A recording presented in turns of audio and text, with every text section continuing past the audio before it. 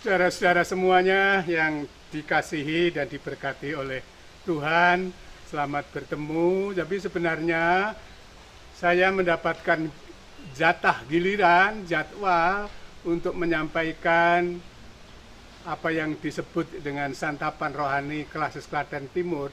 Itu sebenarnya itu masih tanggal 13 Mei. Tapi dimajukan menjadi tanggal 6 dan bagi saya tidak ada masalah. Karena kita tahu tanggal 13 itu hari raya besar ya, baik kerengan Idul Fitri maupun kenaikan Tuhan Yesus ke surga.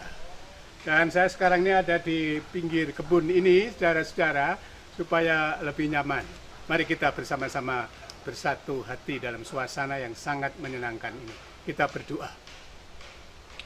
Terima kasih ya Allah atas kasih-Mu yang luar biasa. Kami rasakan sehari-hari sampai hari ini kami boleh melanjutkan hidup dan bersama-sama dengan keluarga, bahkan juga dengan saudara-saudara kami, warga gereja dan para tetangga, sejauh kami bisa berjumpa, sekalipun kami harus tetap menjaga jarak. Tetapi kami sungguh ya Allah, kami syukuri karena ini adalah berkat-Mu. Kami memang memerlukan banyak perkara di dalam hidup ini, banyak kebutuhan yang harus kami penuhi, tapi satu hal yang harus kami dapat adalah supaya hidup kami terpelihara oleh firman-Mu. Berfirmanlah kepada kami ya Allah, supaya kami boleh menghayati, mengimani, dan melakukan bagi ketentraman hidup kami, dan tentu bagi kemuliaan nama-Mu dan bagi damai sejahtera sesama kami. Terpujilah nama-Mu untuk selama-lamanya. Amin. Saudara-saudara yang dikasihi oleh Tuhan Yesus dimanapun berada, kita semuanya itu juga bersama-sama tahu bahwa sebenarnya ada nilai-nilai yang mulia yang mesti tidak ditolak oleh semua siapa saja. Jadi yang saya sebut dengan nilai-nilai mulia itu adalah berkenaan dengan apa yang dikatakan dengan kejujuran. Semua orang itu merindukan kejujuran, baik hidup di tengah keluarga, di tengah-tengah gereja, di tengah-tengah masyarakat nusa dan bangsa. Kejujuran itu disebut sebagai nilai yang sangat mulia. Demikian juga mengenai cinta kasih. Ini dibutuhkan oleh semua orang, agama apapun dan dalam strata masyarakat apapun, orang berkedudukan ataupun juga tanpa kedudukan di tengah-tengah masyarakat, orang punya, orang kaya maupun orang miskin, semua memerlukan cinta kasih itu. Demikian juga mengenai yang disebut dengan kebenaran. Nah, orang memerlukan yang disebut dengan hidup yang benar. Dan ini yang saya sebut sebagai hal-hal mulia yang memang diperlukan oleh banyak orang. Nah, satu hal yang ingin kami ajak saudara-saudara kita hayati dalam waktu yang pendek ini, yaitu soal kesetiaan. Itu juga salah satu nilai luhur, setia. Itu diharapkan oleh semua orang. Jadi kalau anak-anak kecil itu bersama-sama temannya, itu juga menghendaki supaya temannya itu setia pada dia. Ketika orang itu berumah tangga ataupun pra rumah tangga, orang sedang juga membangun hubungan antar pemuda-pemudi, itu menuntut, meminta, berharap supaya setia. Demikian juga dengan ketika berumah tangga, sepanjang hidup berumah tangga, orang menghadapkan setia. Setia berkaitan dengan pekerjaan, setia dengan panggilan, setia macam-macam perkara bisa diuraikan. Nah, satu hal saudara-saudara yang harus kita sadari adalah bahwa tidak mudah orang itu mempertahankan, bahkan kemudian melaksanakan hidup yang diwarnai oleh kesetiaan. Banyak orang tidak setia dalam banyak perkara di dalam hidupnya. Nah, ada firman, saudara-saudara, berkenaan dengan ini. Saya baca dari 2 Timotius pasal 2. Ini sebenarnya suatu kutipan dari ayat yang ada di dalam Perjanjian Lama.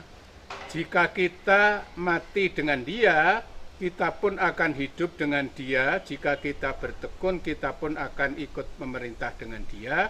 Jika kita menyangkal Dia, Dia pun akan menyangkal kita. Jika kita tidak setia, Dia tetap setia karena Dia tidak dapat menyangkal dirinya. Ini berkaitan dengan berita Perjanjian Baru, Perjanjian Lama ya. Tetapi inilah yang kemudian oleh Rasul Paulus ini dipakai untuk hal yang dianggapnya bagus disampaikan kepada Timotius itu, supaya Timotius itu tentu diharapkan kemudian kepada jemaat yang digembalakan itu ini. Yang gini loh yang sering harus kita itu. Jika kita tidak setia, Dia tetap setia. Ini loh ya. Jadi di dalam hal ini tentu ini orang harus mengakui bahwa ada ketidaksetiaan sering terjadi di dalam hidup ini juga terhadap Allah itu. Di dalam kita berbakti kepada Allah, kita beriman kepada Allah, di dalam kita mengasihi Allah sebagaimana firman-Nya, itu sering kita itu tidak setia. Tetapi Allah itu setia. Jadi ayat ini bukan untuk mengajak kita supaya hidup dalam kesembronoan, lalu tidak setia sih tidak apa-apa karena Allah itu setia, bukan begitu. Tetapi ingin menekankan kesetiaan Allah yang luar biasa. Di dalam kita hidup sehari-hari ini, dalam menghadapi apapun yang terutama memerlukan keputusan berdasarkan firman-Nya, ketika kita itu juga barangkali lupa atau lepas dari firman itu dan mengatakan melakukan yang tidak sesuai dengan kehendak Tuhan, itu artinya itu tidak setia, tetapi Allah itu setia.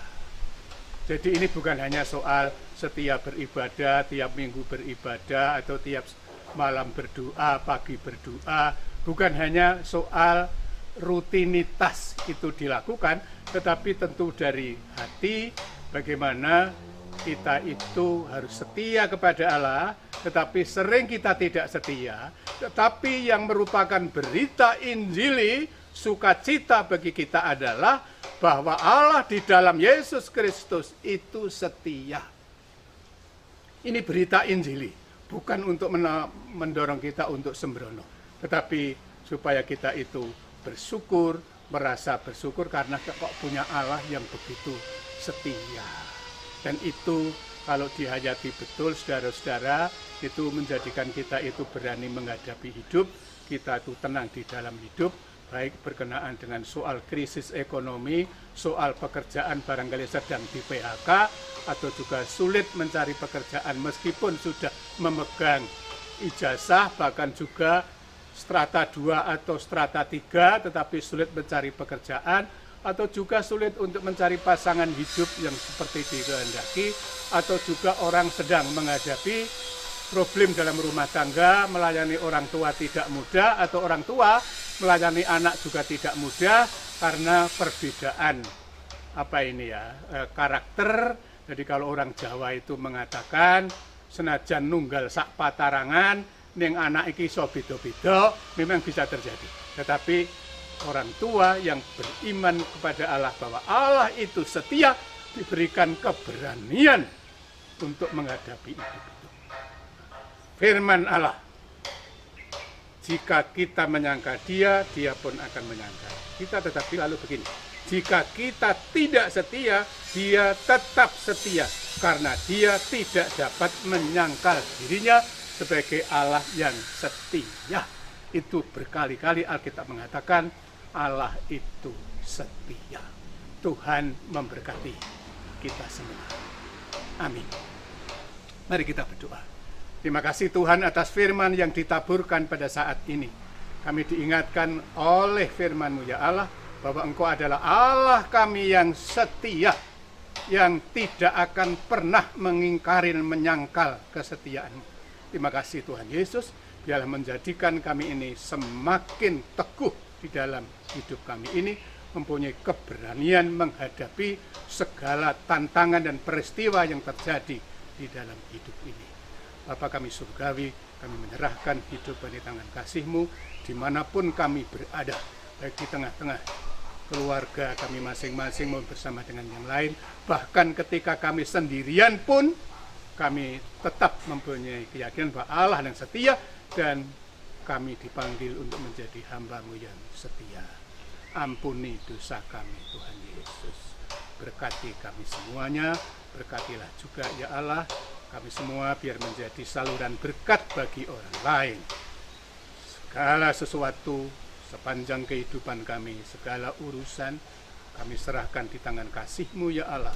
Ampuni dosa kami dalam kami mempersiapkan diri untuk kami memperingati kenaikan Yesus ke surga. Di dalam nama-Mu Tuhan kami Yesus Kristus, kami berdoa dan mengucap syukur. Amin. Terima kasih saudara-saudara, dan kita tetap setia untuk tetap memakai masker sekalipun juga di rumah ibadah.